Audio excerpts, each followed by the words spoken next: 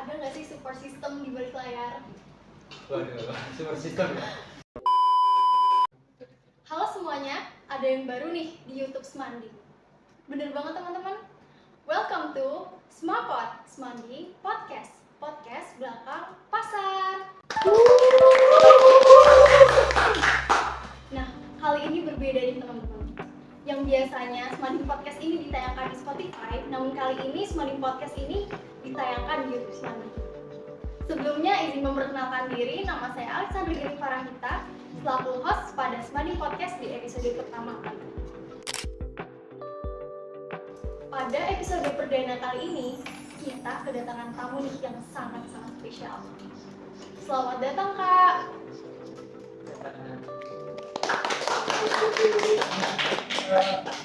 Boleh nih Kak, perkenalan diri. Oke, baik. Izin memperkenalkan diri. Nama saya Dezan Bibramudita sebagai pengurus OSIS masa bakti 2021-2022. Halo Kak Deza. Halo Kak. Halo Kak. Gimana nih Kak Dezan? Apa kabarnya Kak? Alhamdulillah baik sih Kak. Sandra sendiri gimana? Alhamdulillah baik juga. Gimana sih Kak perasaan Kak Dezan bisa menjadi bintang tamu di Semandi Podcast hari ini Kak? Ya, kalau perasaannya senang sih karena sebagai yang ambil juga dan di sini juga saya kan diundangnya dadakan karena saya gantiin Danda ya yang harusnya pertama di sini sebagai ketua OSIS di angkatan saya. Ini karena Danda berhalangan hadir jadinya saya yang gantiin Danda dulu. Gitu. Baik Kak, yang pastinya di episode kali ini bakal banyak pembahasan yang menarik nih Kak. Boleh nih Kak sharing-sharing sedikit tentang alasan Kak Dezan itu bersekolah di Semandi ini seperti apa? Gimana Kak? Kalau alasan saya ya, yang pertama sekolah Semandi ini karena jelas dekat rumah, ya bukan dekat banget sih tapi masih di lingkup daerah tempat tinggal saya lah gitu kan. Yang kedua karena keluarga banyak juga alumni dari SMA Negeri 1 Garnijo, dari Hukum sampai kakak saya, adik sepupu saya juga pernah ada yang di sini. Jadi ya karena faktor dekat sama keluarga sih, sama ya jelas kalau di daerah Gading maupun di Pringsewu SMA 1 Garnijo itu prestasinya lah yang selalu didengar. Ada orang kalau dengar SMA 1 Garnijo itu ya pasti dengar dari prestasinya itu dan lain-lain sih. Jadi memang Kak Dezan ini sekolah di Semandi ini karena yang pertama dekat, Yeah. terus juga faktor dari alumni dari keluarga dan Yes. juga prestasi. Benar banget. Lalu ini kan Kak Dezan selaku Purna OSIS itu dulu itu sebagai pengurus itu gimana sih Kak caranya? Awal mula jadi pengurus OSIS di SMA Negeri 1 Garnijo ini bagaimana? Jelas ya, kalau misalnya jadi pengurus dulu pasti diseleksi sama kakak-kakak tingkatnya pernah sebelum angkatan saya. Dulu ya kalau seleksinya itu beda banget sama mungkin seleksi angkatanmu atau kakak kelasmu, karena dulu waktu angkatan saya seleksinya masih online, pendaftarannya masih online, kayak segala halnya yang mungkin bersangkutan dengan OSIS itu masih dijalaninnya online semua. Jadi ya kami itu angkatan kami pendaftaran online, tesnya juga seleksinya juga online melalui Zoom ataupun Google Meet, dan baru ketemu sama kakak-kakaknya dan teman-temannya mungkin itu setelah seleksi seminggu atau kurang lebih sebulan lah baru ketemu, ada kumpulan langsung di sekolah. Gitu sih. Jadi memang pas ada waktu itu di masa pandemi ya Kak? Iya, di pandemi banget, jadi ya baru-baru pandemi lah. Ya agak masih riskan banget kalau misalkan kita harus kumpul-kumpulan. Lalu bagaimana sih Kak cara sampai titik di mana Kak Dezan itu menjabat sebagai wakil ketua OSIS? Kalau itu sendiri sih ya jelas dari awalnya kita ya benar-benar mikirin, ya mungkin awalnya pasti nggak kepikiran kan mau jadi nyalon kandidat sebagai ketua dan wakil. Itu pun kita harus ngelewatin dulu tahap-tahapnya. Dari kita kelas 10 kita belajar dulu apa sih organisasi OSIS itu, kita kayak mendalami dulu di OSIS itu kita tuh ngapain aja, Ya kayak saya ini sebagai orang awam di organisasi yang pertama kali baru ikut organisasi di OSIS itu kayak oh gini tuh OSIS. Kayak pertama kalinya itu kayak ya seneng nggak seneng lah, kayak capek ya di OSIS kayak gini, pulang malam terus atau gimana, kadang dimarahin orang tua, apalagi itu di masa-masa pandemi dan sering keluar rumah. Tapi ya lama-kelamaan kita jalani di OSIS ini hampir 1 tahun dan kita harus melanjutin kakak-kakaknya yang udah pernah, sebagai siapa lagi kalau bukan kita yang bakal lanjutin gitu kan. Terus ya kita mikirin lah halnya kayak jadi ketua dan wakil itu nggak semudah kayak kita balikin telapak tangan itu langsung jadi. Kita prepare bener-bener, kita harus nyiapin proyek dan segala macam. Nah dari situ saya belum beruntung jadi ketua. Jadi di saat angkatan saya yang jadi ketua itu Danda. Dulu juga saya pasangannya sama Ata itu.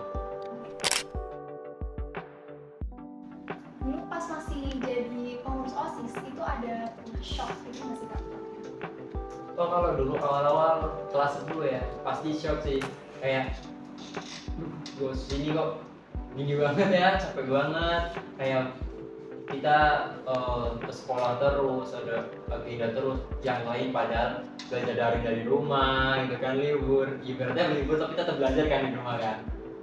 Nah kita kayak ngerasa ya capek tapi kok ya senang karena ketemu itu kayak ketemu sama teman-teman di sekolah, kayak bisa ya kita mungkin ada kerjaan biasa kan tapi kita sambil main atau have fun itu ya suka dukanya di situ sih. Enaknya ikut OSIS dan gak enaknya bagi awal. Jadi emang kalau ada kegiatan OSIS itu senengnya itu karena emang ketemu banyak temen ya Kak? Ya karena ya di pandemi kita kan mungkin di rumah aja, paling main sama tetangga atau siapa itu pun kadang. Jadi ya saat ikut OSIS itu datang ke sekolah walaupun ketemunya teman-teman itu aja, tapi kan kayak ya kita ngerasain funnya gitu kan, main walaupun ada kerjaan itu kerjanya juga sambil bercanda-bercanda, kita bisa ya sambil main-main sambil cerita-cerita apa, itu sih anaknya sih pertama kali. Nah di waktu periode kakak nih, ada nggak sih nama angkatan OSIS 23 ini?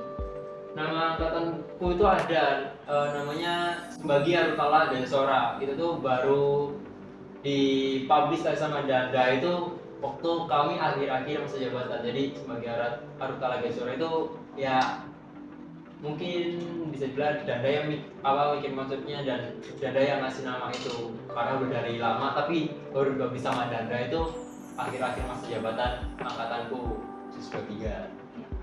Sembagi Arutala Gajasora. Ya. Dari nama angkatan itu yang namanya Sembagi Arutala Gajasora itu ada filosofinya nggak sih Kak?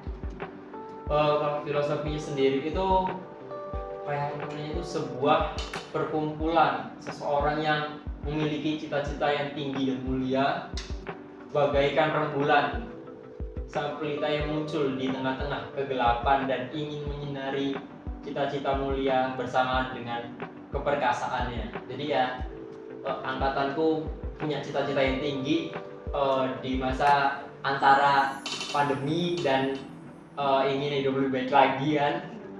Di masa transisi itu jadi kayak angkatanku pengen punya kesan yang baik, yang cita-cita tinggi, yang bakal kayak naikin OSIS Mading lagi gitu lah. Karena keperkasaan itu di air membuat kita kayak ayolah kita di masa transisi ini jangan lembek-lembek, kita harus berkasa terus itu. Selain di OSIS ini, ada nggak sih Kak kegiatan dari Kak Dizan? Itu dimana saya kayak internal di sekolah ataupun di Boleh internal di sekolah. Kalau Jadi di- selain OSIS. kalau internalnya dulu itu mungkin kalau di sekolah ya ekstrakurikuler kayak bulu tangkis dan lain-lain gitu kan. Kalau misalkan di eksternal kayak di luar sekolah itu ada forum pelajar gitu. Lalu gimana sih Kak cara ngatur waktu dari kegiatan yang beberapa kegiatan itu Kak? Nah kalau waktu di angkatan tuh ya, waktu zamanku juga itu kan masih enak banget sih ngatur waktunya. Jadi kayak kita mau belajar ataupun enggak itu masih gampang ngaturnya kan, karena yang pertama karena pandemi kita nggak tatap muka sekolahnya online, ngumpul tugas lewat PCR atau chat pribadi gurunya gitu kan. Jadi ya kita cuman kayak ngatur waktunya, misalkan kita ada kumpulan jam 9 jam 10, kita ya dari jam 7 sampai jam 8 atau setengah 9 itu kita harus belajar dulu, kita sekolah dulu, misalkan ada Zoom ya kita Zoom dulu, misalkan ada tugas pagi kita kerjain dulu beberapa, dan nanti bukan kalau organisasi itu nggak mungkin sampai, kadang nggak nyampe sore banget kan. Nah jadi kadang pulang sekolah masih bisa bantuin orang tua, nanti malam masih bisa belajar lagi dan lain-lain sih. Nah bisa juga misalkan pagi ada tugas nih, waktu di organisasi kan itu ada breaknya kan, sholat atau apa, nah itu bisa lah kita sembari tanya-tanya teman, kita belajar bareng. Nah itu katanya gitu. Jadi memang kalau udah ada beberapa kegiatan itu emang harus pintar ngebagi waktunya ya Kak? Harus banget, apalagi sekarang kan di masa kalian yang udah di masa tatap muka gini, kalian harus banyak keluar kelas dan lain-lain. Terus pintar banget bagi waktunya. Dari Kak Dezen ada nggak sih hal yang paling berkesan? Kalau bagi saya sendiri, hal yang berkesan dalam hidup saya di OSI ya, Iya Kak. di OSI itu ya pertama jelas keterima OSISnya sih, karena gak nyangka kan bakal masuk OSIS, karena mungkin waktu lihat pesaingnya tuh mungkin banyak yang lebih baik dari saya, bukannya nggak percaya, tapi saya di situ yakin bahwa ya namanya rezeki orang kan gak ada yang tahu. Jadi yakin nggak yakin tapi harus yakin masuk di OSIS itu. Yang kedua jelas ketemu teman-teman baru yang mungkin kita nggak dapet di SMP tapi akhirnya dapet di SMA. Ini kayak experience-nya beda gitu lah, kayak lebih asik, lebih fun aja walaupun dalam masa pandemi waktu itu. Lalu setelah melewati banyak hal nih Kak yang lebih dulu dari kami, itu ada nggak sih harapan dari Kak Dezen untuk OSIS angkatan 24 ini dan juga anggota OSIS SMA Negeri 1 dari Indonesia nih Kak? Harapan saya untuk OSIS 24 dan seterusnya semoga makin solid ya, harus solid sih, tetap semangat, jaga daya tahan tubuh, jangan capek-capek banget lah, jangan ngoyo-ngoyo banget, tapi ya tetap harus tugas-tugasnya harus tetap selesaiin dan semua kegiatan-kegiatannya harus tetap dijalanin. Itu aja sih. Terima kasih Kak. Untuk yang terakhir ada pesan dan kesan untuk OSIS angkatan 24 ini Kak? Kesannya sama sih ya tadi, tapi kesannya ya ketemu orang-orang baru kayak kalian, kayak kamu juga dan teman-teman yang kelas 10 kan, itu kayak kita ketemu orang baru yang kita nggak tahu tapi maksudnya bisa kita rangkul, bisa kita agak main bareng, bisa kita main bareng kan di sekolah lah gitu, dan punya relasi lagi lebih banyak lagi. Selama kegiatan yang sudah Kak Dezen lakuin, itu ada nggak sih support system di balik layar? Waduh, support system ya? Kalau support system pasti ada. Yang pertama support system saya keluarga, yang kedua teman-teman, karena ya apapun yang mungkin terjadi kita waktu kita di sekolah ataupun waktu kegiatan yang dilaksanakan di OSIS, kita kan bakal balik lagi ke rumah, kita bakal balik lagi ke keluarga.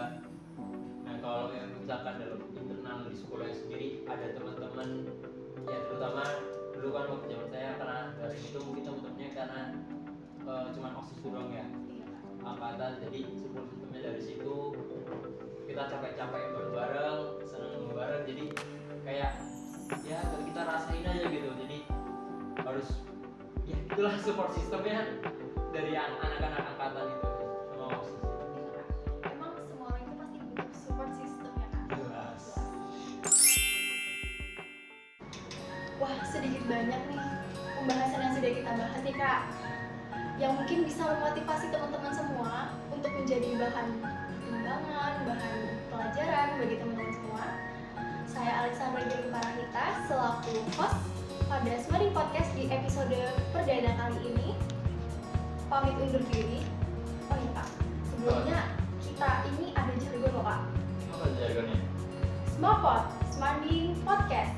Podcast belakang pasar. Oke, Gimana, bisa. Tetap di Smapod, Smanding Podcast. Podcast belakang pasar.